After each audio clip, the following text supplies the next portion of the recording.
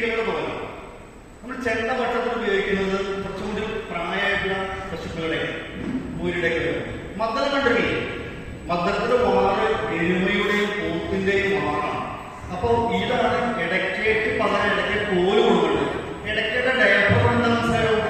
ഇടയ്ക്കയുടെ diaper ചൗവെന്ന് പറയും. നമ്മുടെ ആമാശയം വേസ്റ്റ് പോയിരിക്കുന്ന സാധനം വൃത്തിയെ കഴുകിയിട്ട് അതിനിടയ്ക്ക് നോക്കിക്കൊണ്ട് അമ്പലത്തിൽ അഷ്ടപതി വായിക്കുന്നത്.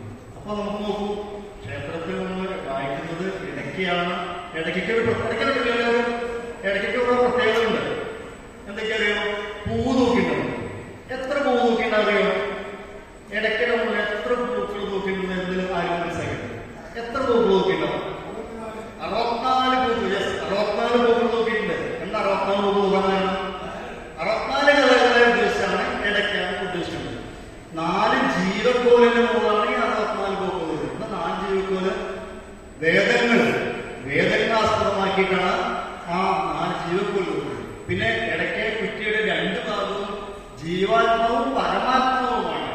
മാത്രമല്ല അത് ഇടയ്ക്ക് കോർത്ത് കഴിഞ്ഞാൽ നിലത്ത് വെക്കില്ല, ഇടയിൽ തൂങ്ങിയെടുക്കില്ല. ഒരിക്കൽ ഇടയ്ക്ക് കോർത്ത് നിലത്ത് വെച്ച് കണ്ടിട്ടുണ്ടാവും, എവിടെ തൂങ്ങിയെടുക്കുക, ഇടയിൽ നിൽക്കുന്നതാണ്.